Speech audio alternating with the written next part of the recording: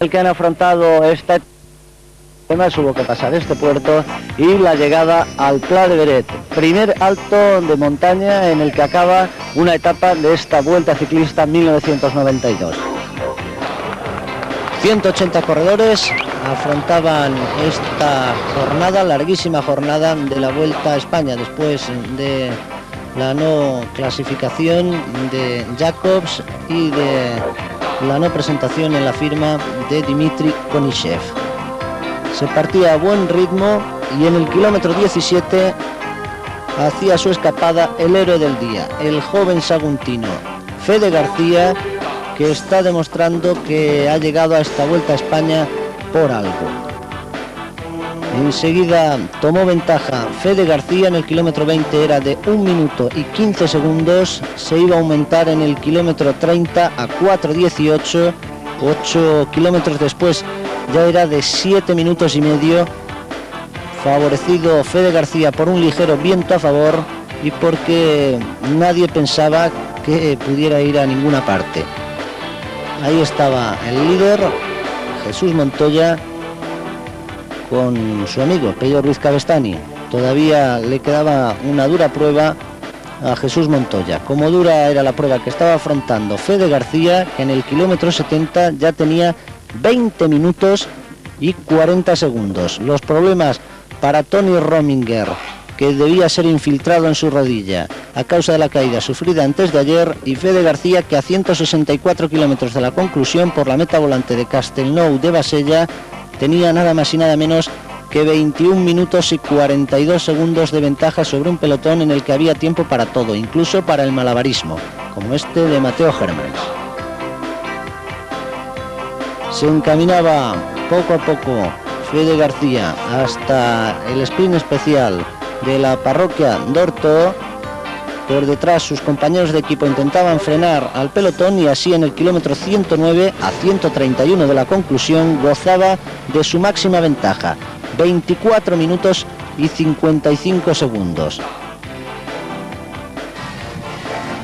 Todavía con el pelotón pasando por la meta volante y ya Fede García, muchos kilómetros por delante, iniciaba su avituallamiento. Fundamental la dosificación de fuerzas que había de realizar el corredor de Sagunto, que tan buenas clasificaciones ha obtenido en este principio de temporada, y a pesar de que nadie creía, como así ha sucedido, que pudiera llegar hasta el final, se trataba de dosificar al máximo para alcanzar la mayor ventaja posible. Esos casi 25 minutos fue su máxima ventaja, y sobre todo para aguantar lo más que pudiera el corredor.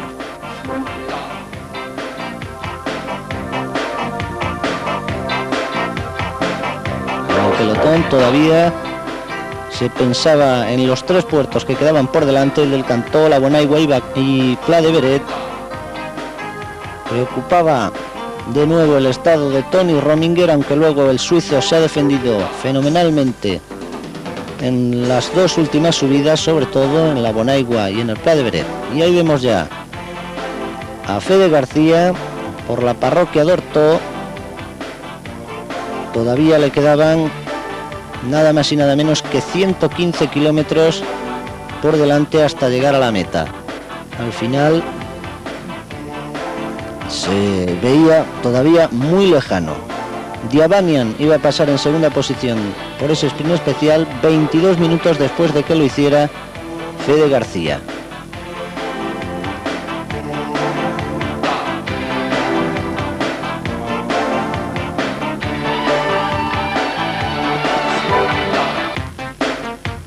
Que pasaba ya por el puerto del Cantó con 17 minutos de ventaja sobre un grupo en el que, al iniciarse las rampas y con Anselmo Fuerte, que tenía algunos problemas y que a partir de ahí ya se vio descolgado, se iniciaban las rampas pues del puerto del Cantó. Amaya controlaba para su líder, Anselmo Fuerte, que intentaba alcanzar a un grupo que se estiraba mucho, y por el momento Jesús Montoya, que no atravesaba ningún tipo de problemas. Por delante Fede García, que había coronado con esos 17 minutos que efectuaba su segundo avituallamiento y se iba rápidamente hacia el siguiente punto caliente del día. Por el alto del puerto del Cantó, segundo era Julio César Cadena, el colombiano del Kelme, a esos 17 minutos ya referidos. Había perdido en la ascensión 6 minutos Fede García. En el descenso intentó VRAB salir del grupo, pero rápidamente fue alcanzado. Era un grupo de aproximadamente 80 unidades el que perseguía a este hombre, Fede García, que por la meta volante de Rialb, a 69 kilómetros de la conclusión, y cuando ya Rab había sido alcanzado, tenía 14 minutos y 57 segundos sobre un grupo en el que ya comenzaban a moverse los hombres del equipo Kelme para preparar la ascensión al puerto de la Bonaigua.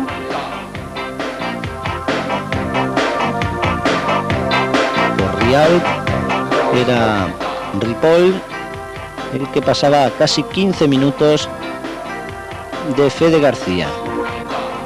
Casi con esa ventaja iba a iniciar la ascensión al puerto de la Bonaigua. Por detrás, un nuevo hombre del Kelme, Antonio Miguel Díaz, que intentaba la salida. Posteriormente, y ya cuando empezaba el movimiento en el pelotón, iban a ser Jesper Esquivi y Asiate Saitov los que sí consiguieran abandonar la disciplina del grupo.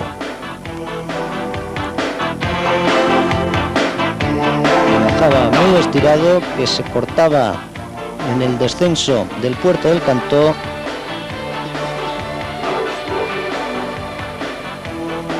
y en la parte posterior a la meta volante de Rialb, con ese pequeño descenso poco antes de llegar al sitio claramente llano para iniciar la ascensión al puerto de la Bonaigua. Ese es el momento en el que Jesper Esquivi se marcha detrás de Fede García, que todavía tenía más de 12 minutos de adelanto sobre este hombre. Asiate Saitov ya también saltaba, quedaban 60 kilómetros para el final y comenzaba el movimiento dentro del gran grupo, y sobre todo el movimiento estratégico que también han realizado hoy los hombres del Kelme, aunque sin resultado, como tampoco ha tenido resultado la escapada de Fede García. Ahí se caía Jan Bigman, el corredor del Kolstrop, que se golpeó en un codo, afortunadamente sin consecuencias.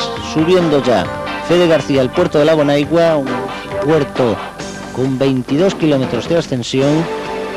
En su persecución, Esquivi y Saitov, y el grupo siempre controlado por los hombres del líder. Comenzaban los momentos claves del día, y ahí ya Hernán Buenahora, Iñaki Gastón y Martín Farfán abandonaban la disciplina del grupo. Tenía solo Fede García en esos momentos ya 5 minutos y 22 segundos de ventaja sobre este hombre, sobre Jesper Esquivi, que rápidamente se había hecho con la cabeza de carrera. Fede García se hundía, llegaría a meta a más de 23 minutos después de ser rebasado por todos los hombres. La carrera comenzaba a jugarse aquí.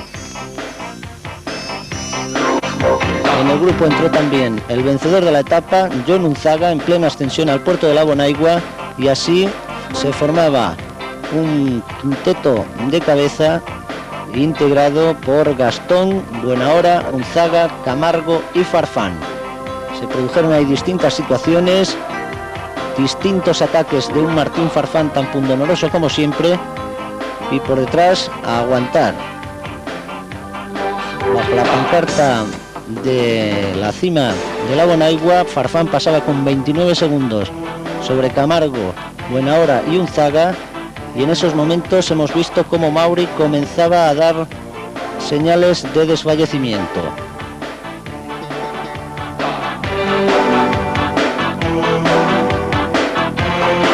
Farfán perseguido en todo momento por Unzaga, Camargo y Buenahora. El pelotón, que también iniciaba el descenso, había pasado por la cima del puerto ya Melchor Mauri con 44 segundos de desventaja sobre el grupo. Ya iba a perder mucho tiempo, hasta 3:12 llegó a perder en la línea de meta. Un nuevo ataque de Farfán, persistente el colombiano, y en estos momentos, a prácticamente 6 kilómetros de la conclusión, también atacaba Oliverio Rincón. En esos momentos los hombres del Kelme tenían a 3 hombres: Martín Farfán, Hernán Buenahora y Oliverio Rincón en las posiciones de cabeza. Tan solo Jon Unzaga aguantaba el ritmo impuesto por los hombres de Álvaro Pino, toda vez que Alberto Camargo era alcanzado por un grupo en el que se iban buscando ya las posiciones estratégicas, siempre con diferencias muy pequeñas que oscilaban entre los 30 segundos. A 5 kilómetros de meta tan solo tenía Farfán 19 segundos sobre Rincón, algunos menos, 7 u 8 sobre Jon Unzaga y 50 segundos sobre el grupo.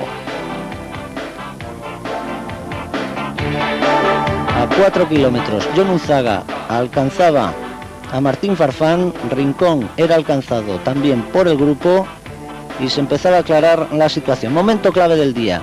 Montoya a 4 kilómetros del final muestra un pequeño desfallecimiento que aprovecha Pedro Delgado para atacar y formar un grupo de 16 corredores con la mayoría de favoritos. Ahí está Pedro Delgado, faltaban tan solo ahí Echave y Montoya prácticamente en ese grupo de 16 hombres del que tiraban Johan Bruyneel y Pedro Delgado de forma más persistente. Unzaga le ganaba el sprint a Martín Farfán y atención porque ahí sufría una caída debido a la estrechez de la llegada. No hubo consecuencias de todos modos ni para el auxiliar del TBM ni para el ganador de la etapa. A 11 segundos llegaba el grupo de Delgado y del resto de favoritos. La tensión en la línea de meta porque pasaban los segundos y el líder Jesús Montoya no hacía su aparición en la misma.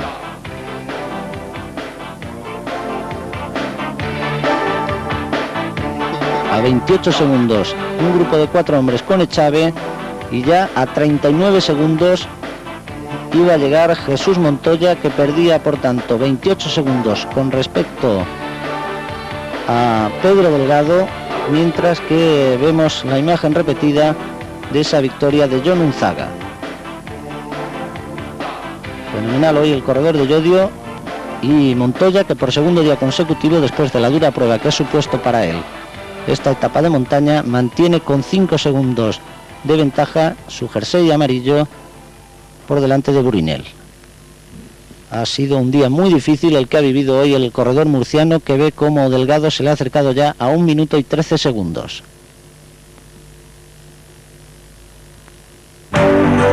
La Xunta de Galicia, a través de sus programas A 11 segundos ese grupo de favoritos, con Zule dando tiempo a Bruyneel, Cubino, Rominger, Carlos Hernández, Pedro Delgado y Parra, entre otros. También estaba ahí Alcalá y Álvaro Mejía para un español. Primera victoria española del día, de la vuelta, para Jon Unzaga. Jesús Montoya con 5 segundos sobre Bruyneel, tercero Alcalá con 29 segundos. Recuerden que Zule está a 1.01, Delgado a 1.13, Rominger a 2.10, Mauri a 2.38 y a 2.41 Cubino y a 2.49. Y nada más bajar y en frío hay que afrontar ya la llegada en Luz Ardiden, que es otro puerto también de los de fuera de categoría, al nivel de las mejores carreras. A las 4 de la Vuelta Ciclista a España, que se encaminaba ya hacia Francia. Por sexta vez en la historia la ronda nacional entraba en territorio francés.